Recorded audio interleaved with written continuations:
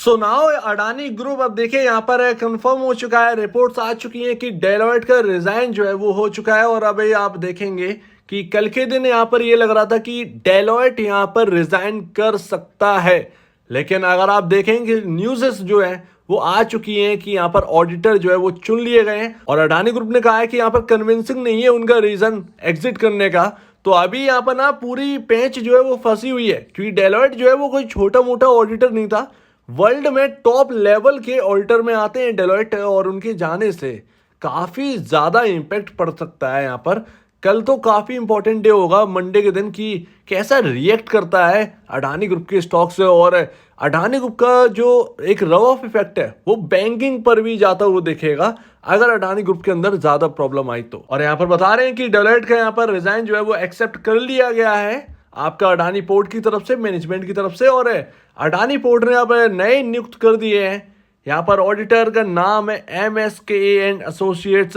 ये आपके new auditor होंगे Adani ports and special economic zone के। तो अभी यहाँ पर ना सारी चीजें हो चुकी हैं, एक का एग्जिट एक का यहाँ पर एंट्री हो चुकी है। बट डेलॉयट का एग्जिट जो है ना कोई छोटी बात नहीं है, क्योंकि डेलॉयट ने 3 सवाल करे थे अडानी ग्रुप के अंदर की कुछ पेमेंट्स थी उनके रिगार्डिंग। यहाँ पर काफ़ी ज़्यादा यहाँ पर आप देखें तो सवाल किए गए थे, उनके जवाब भी उनको मिले नहीं, जैसा कि बताया जाता है। कुछ ऐसे रिपोर्ट्स यहाँ पर कहती हैं कि अभी तक उनके जवाब मिले नहीं। तो डेलॉयट यहाँ पर थोड़ा उससे परेशान था। दूसरी बात है इंटरनल ऑडिट यहाँ पर अभी तक नहीं हुआ है, जैसा कि बताया जा रहा है। तो ये 2 रीजंस थे, बड़े रीजंस। क्योंकि क्या होता है इसमें कि जब चीज़ें बहुत ज़्यादा आगे बढ़ जाती हैं तो डेलॉयट जैसे नाम ऐसी कंपनियों में ज्यादातर टिकते ही नहीं है जहां पर अनसर्टेनिटी हो। अब देखिए डेलॉयट का यहाँ पर इंपैक्ट जो है वो अडानी पोर्ट के स्टॉक पर देखने को मिलेगा ही, ये तो यहाँ पर क्लियर है। क्योंकि अडानी पोर्ट के अंदर थे डेलॉयट है यहाँ पर एज अ ऑडिटर, और यहाँ पर उनकी तरफ से रिजाइन किया गया था। और डेलॉयट कोई छोटा मोटा नाम है नहीं। और दोबारा यहाँ पर अभी दिक्कतें जो है वो खत्म ही नहीं हुई थी हिंडनबर्ग की, कि अभी एक और नई प्रॉब्लम आ गई। तो कहीं ना कहीं इसके ऊपर रव ऑफ इफेक्ट जो है वो देखने को मिलेगा। और अगर कोई बड़ा इम्पैक्ट पड़ता है अडानी पोर्ट के स्टॉक पर तो ये अच्छा नहीं होगा। क्योंकि यहाँ पर अगर आप देखें अडानी पोर्ट ही एक ऐसा स्टॉक है जो कि 1 नंबर है, जिसका पी रेशियो बिल्कुल परफेक्टली बैठता है। अगर आप देखें तो फंडामेंटली पूरे अडानी ग्रुप के अंदर बेस्ट स्टॉक है अडानी पोर्ट ही था। क्योंकि अनसर्टेनिटी आ चुकी है तो अडानी पोर्ट में क्या होगा पता नहीं है, कल के दिन पता चलेगा। फंडामेंटल अभी भी स्ट्रांग है अगर आप देखें, लेकिन कल क्या होने वाला है ये किसी को नहीं पता।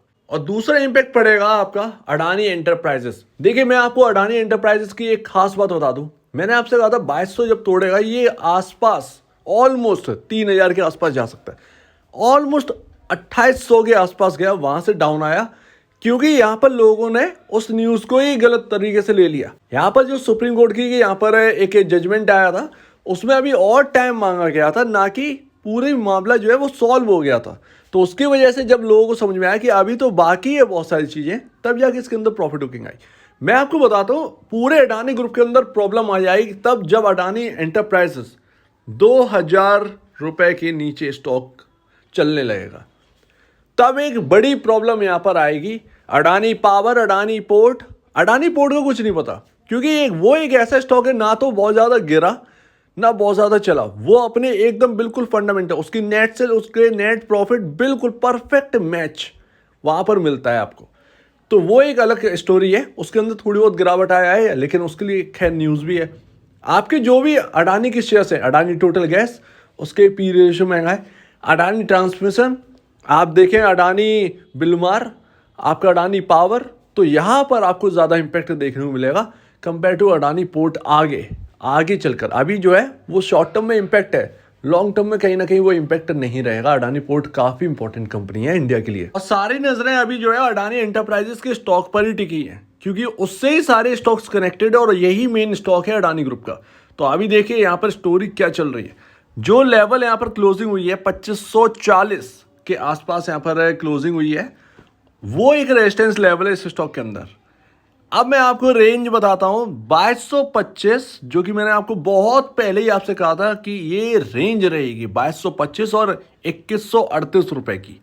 ये अगर ये रेंज 2138 और 2225 की जो लेवल्स हैं ये ब्रीच हो गए और इसके नीचे स्टॉक चला गया तो फिर यहाँ पर एक बड़ी प्रॉब्लम आएगी, जैसा कि 2000 रुपए के कहीं ना कहीं उसके नीचे अगर चलना स्टार्ट कर दिया इस स्टॉक ने, क्योंकि ये लेवल अगर एक रेंज टूट गई है तो काफी गिरावट हो सकती है। और उसमें अगर 2000 का भी टूटा तो फिर सीधे सपोर्ट जो है ना, वो इंपॉर्टेंट सपोर्ट 1573 रुपए के आसपास, 1573 रुपए पर, क्योंकि यहीं पर एक अच्छा खासा बाउंस हमें देखने को मिला था। बड़ी गिरावट और बड़ी खरीदारी नेक्स्ट डे हमको इसी लेवल से देखने को मिली थी। सो दैट यहाँ पर 1573 रुपये बहुत इंपॉर्टेंट है। और अगर वो 1573 रुपये का लेवल भी गया तो फिर बहुत इंपॉर्टेंट रहेगा ये देखना कि कहीं ये 52 वीक लो पर ना जाए ये स्टॉक। तो यहाँ पर अडानी एंटरप्राइजेस को आप ट्रैक करिए, बाकी वगैरह छोड़ दीजिए क्या न्यूज़ेस आ रही हैं। अडानी एंटरप्राइजेस इंपॉर्टेंट है। और मैं तो आपसे ये कहूँगा कि अडानी ग्रुप के अंदर जो अच्छे स्टॉक्स हैं, जो अच्छे स्टॉक्स हैं, इक्का दुक्का जिसके P ratio perfectly industry P के आसपास है, उन स्टॉक्स की तरफ ही नज़र रखिए। जहां पर हैवी बल्कि पी रेशियो है वहां पर आपका वैल्यूशंस काफ़ी हाई है, थोड़ा सा वहां पर बचने की कोशिश करें। अनसर्टेनिटी कहीं ना कहीं ज़्यादा है, बाद में देखिएगा जब ये पूरा मामला सुलझ जाए। क्योंकि आप देखिए अडानी एंटरप्राइजेस की नेट सेल्स आप देखिए लगभग पूरे साल की 2 लाख करोड़ के आसपास की है। मायने रखता है ये प्रॉफिटेबिलिटी। अभी आपकी जैसे ही बढ़ने लगेगी ये बहुत ही अच्छी खासा यहाँ पर ना ग्रोथ यहाँ पर आगे देखने के लिए तैयार है। तो हमें सिर्फ और सिर्फ टाइम को देखना है कि अभी थोड़ा सा बचने का टाइम है, फिर बाद में जो है वो हम देख लेंगे। तो फिर यहाँ पर इस तरीके से आप अपनाइए, ज़्यादा बेहतर है। जो जिसका पी रेशियो इंडस्ट्री के आसपास हो उधर ही देखें, ज़्यादातर वो हैवी पी रेशियो की तरफ ना देखें, ज़्यादा बेहतर यही रहेगा। तो देखते हैं कल मंडे के दिन क्या इम्पैक्ट पड़ता है, ये इंपॉर्टेंट है। बाकी ये स्टॉक अगर यहाँ पर 2540 तोड़कर ऊपर निकल गया तो फिर आपका 2750 के आसपास जाने की कोशिश करेगा अडानी एंटरप्राइजेस।